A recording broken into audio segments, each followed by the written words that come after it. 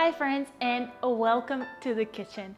Today we are going to cook something that's really simple. It's a ratatouille. It's not going to be the ratatouille that you would typically imagine, where the vegetables are cut in circles and beautifully aligned in one dish.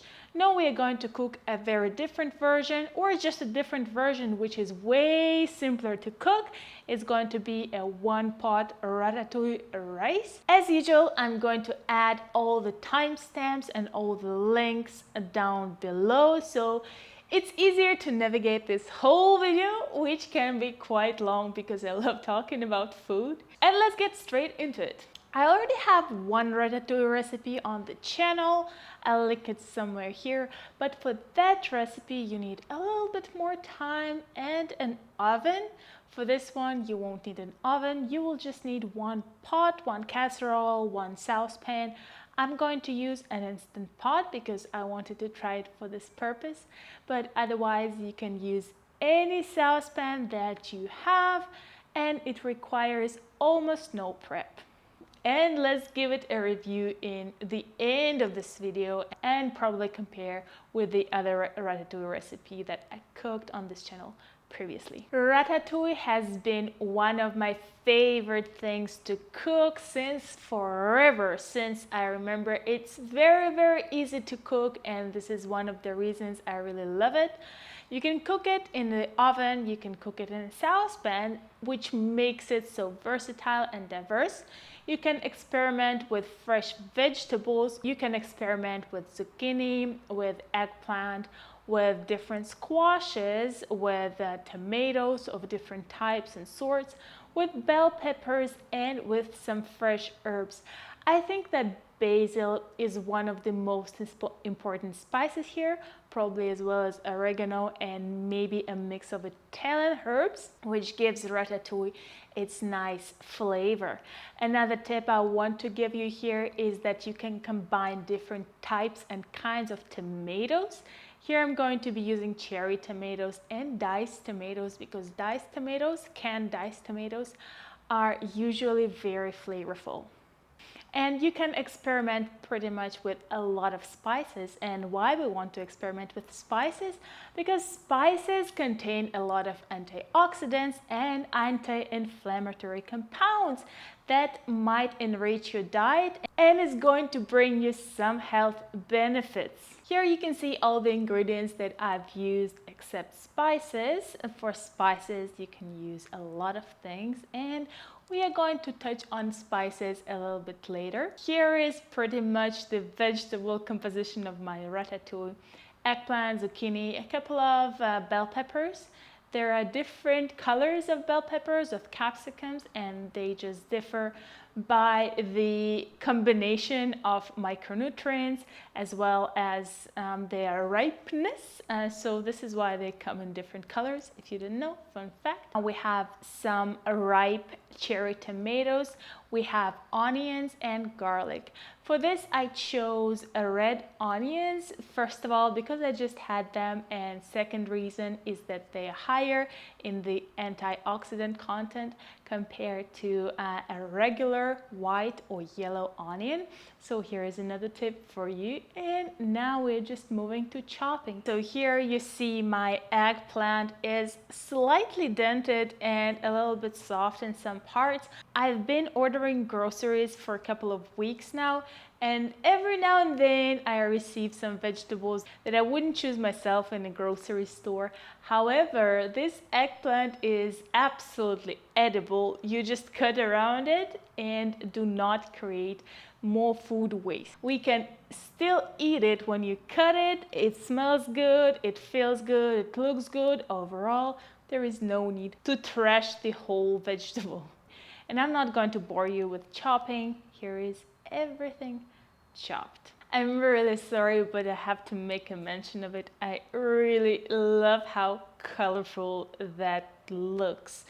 When I used to live in Russia, this would be my favorite meal and the easiest meal to cook. The only thing is I would normally put it inside the oven so the vegetables are more roasted, but one pot is actually a really cool way to cook it as well.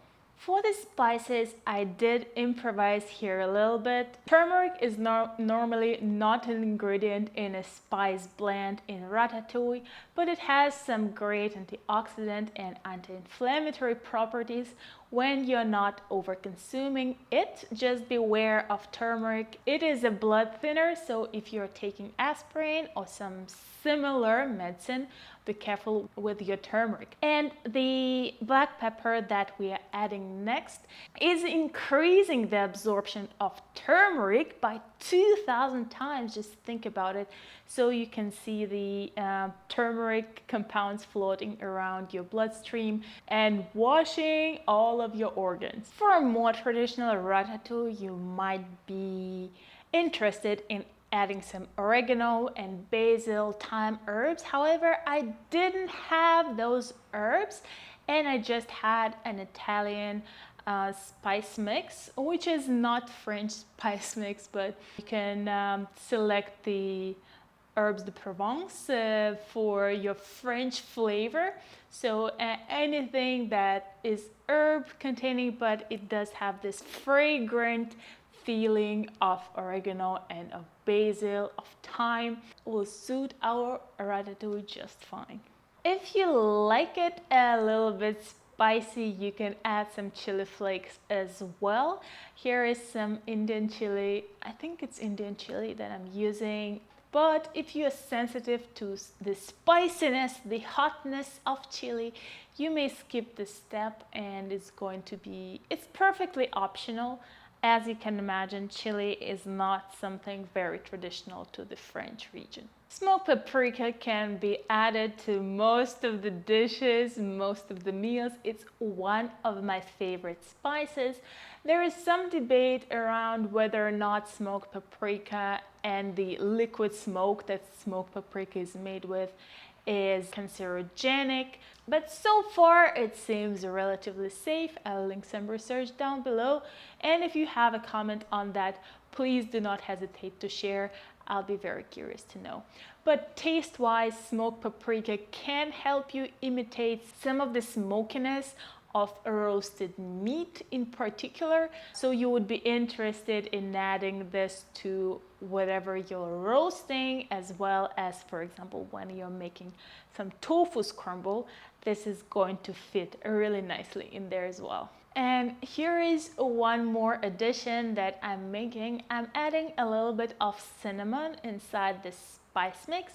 I find it to be very unnoticeable, just like turmeric. If you're not adding too much, you can barely notice the difference. However, it gives another dimension to the spice mix, another dimension to the dish overall. A little bit of tanginess, a little bit of spiciness, and it does definitely make it more interesting and like a warmer flavor. So it does open it from a different dimension that you would maybe not think about if you just try ratatouille. And we are done with this spice mix. You can also add some basil, some marjoram.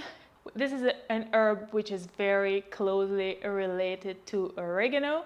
You can add oregano separately. You can also get the fresh herb, but in this case, I would recommend that you add it in the end of the process. Me personally, for the end of the process, I have some basil saved and I have some parsley and coriander. These are nice summer herbs which are adding to the vibe of a ratatouille. If you're not concerned about your oil consumption, then you might want to add some olive oil, for example. Can be a source of the unsaturated fats. If you're going for olive oil, I would recommend adding more filtered, lighter oil and adding it to the pan or to the saucepan that's already hot to minimize the time of contact between the heated surface and the oil. Here I'm using a little bit of water. I do not feel the need in oil in this recipe. You can also add it in the end of the process, and there you can start adding a little bit of more fragrant and less filtered olive oil. Once the water is simmering or boiling or the oil is hot, you can start adding your aromatics, which is in our case the garlic and the onion. Keep an eye on them, make sure that they don't burn, because they might, especially in an instant pot like I'm doing it right now. I'm working on a saute mode in an instant pot, and this stuff gets really hot really fast. Normally it takes around 3 to 5 minutes for the onion, for the garlic to become more fragrant, to start giving out the flavor, and you will feel it in the air. Keep in mind that they might burn, so keep checking on them. But overall, after the onions get translucent, the rest of the ingredients is ready to go in, and in our case this is eggplant and this is the zucchini. I'm not sweating the eggplant, although you can do it. Eggplant is going to give out quite some water for our ratatouille, but if you leave it in the colander to sweat for a little bit, it's going to give out some water, so you will actually see the water droplets, but you should leave it outside for around 2 hours, and I just didn't want to do that. But this is a really nice trick. Whenever you want to roast it, it becomes more absorbent and it absorbs more flavor rather than a regular eggplant. But here we're just skipping the step and going straight for it. We're adding the eggplant, zucchini. You can add spices here and a little bit of salt.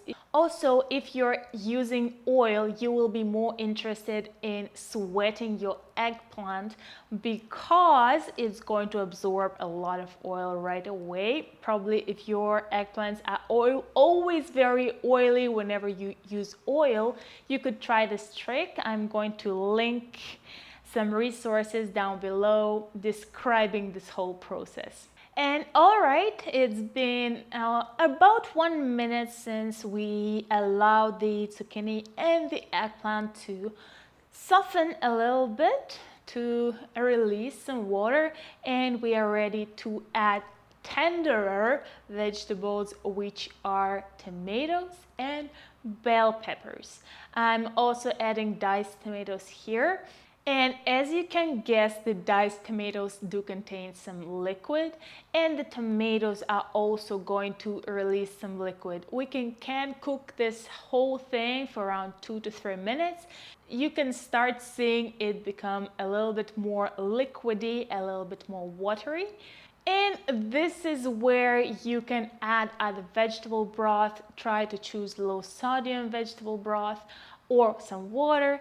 Rice, I'm using 1 cup of rice, and after this you cook this whole mixture for around 15 to 18 minutes till the water evaporates and the rice soaks the flavor in. You can use other spices and add more spices that we've already used just to make it more fragrant. So I'm adding the basil here to ratatouille because my basil will not survive a couple of more days, and the ratatouille can stay in the fridge for around a week, 5 to 7 days. So I don't want to waste more basil in my life, and I'm just adding everything here. However, you can save some for serving, especially if you're serving it fresh, and enjoy this fragrant and amazing dish.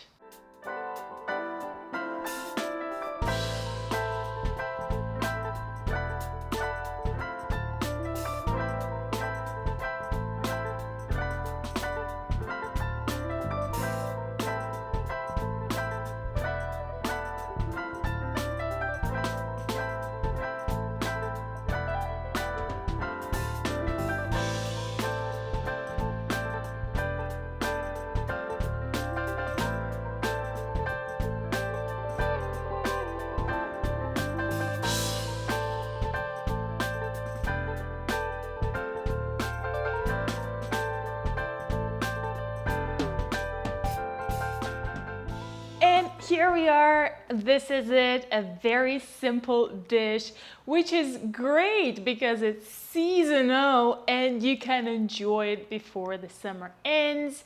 The vegetables are in season normally since the middle of summer in some regions, beginning of summer in other regions, throughout the summer, and sometimes even in September. So take this chance and cook something that's really simple to share with friends and with family. It doesn't take much of your time. If you're not entirely plant-based, but if you're plant curious, this is a great recipe to incorporate in your meal plan. It stays well in the fridge, as I already mentioned, making it a great part of your weekly meal prep if you're into it. So overall, a very versatile, diverse dish. And you can also eat it with pasta. Just remove the rice from the meal, or you can still keep it with the rice. You can eat it with legumes, with grains, with whatever your soul desires. And it's full of fresh ingredients, antioxidants, anti-inflammatory compounds. Overall great for your health. Also a great source of fiber. I almost forgot to give my valuable opinion on how I would rate this ratatouille compared to the previous ratatouille that we cooked. So the hack in the previous ratatouille, if you didn't see it, I'm linking it. I've already linked it probably a couple of times in the video. I'll leave the link down below. So the trick there was to roast some vegetables before adding them to the stew, which does maintain the coarseness of the vegetable. As you can imagine, roasting creates a little bit of a firmer outer layer on a vegetable. So compared to that ratatouille, this ratatouille, or the ratatouille rice, is definitely way simpler to make. So for the simplicity, I would give it 5 out of 5. It's very easy. You see it. You just chop the vegetables and then you just cook them. And in many cases, you can already buy vegetables pre-chopped. I'm not a big fan of it. I think it's easier and healthier to keep the vegetables whole and then chop them whenever you need them. But this is totally up to you. It's better to eat some vegetables than to eat none. However, from the texture point of view, I would give this recipe probably 4 out of 5. Overall, it's nice, it's flavorful, and the texture is very soft. So you would like it if that's something, if you like softer food. I like to have some firmer pieces of vegetables in my ratatouille, so I would appreciate the oven-made one, but you don't always have the time to go through the process of roasting vegetables. So in this sense, I would give it 4 out of 5. And overall flavor is, for me, I would not be very greedy with basil. I would not be very greedy with oregano and other herbs. I still think that the roasted ratatouille retains the flavor a little bit more, so I would give that 5 out of 5, and this one I would give 4 out of 5 as well. So we have 5 out of 5, 4 out of 5, 4 out of 5, and it's overall more than worthy of your attention and definitely one of my favorite meals. And this is it from my side today. I hope you enjoyed this recipe. Tell me what you think down in the comments below. Please support this video with a like if you liked it. Subscribe to the channel. This means the world to me and it costs virtually nothing. Know what you eat, share your food and the cooking with the loved ones. Cooking is meant to be fun and is meant to be enjoyed. For me, it's very therapeutic and it's used to build the connection between you and the food. I'll be more than happy to connect with you on my Instagram, which I'm going to link down below. There I'm making an effort to share more regular tips on how to make the best out of your nutrition and how to optimize for your health. But please do remember that you should not take any medical or nutritional advice from social media, any kind of social media. If you have any underlying health issues, please do seek the help of a professional and use this kind of resources as a starting point for your own research so you can advocate for your health. And on this note, I wish you a great day and I see you sometime soon. Bye.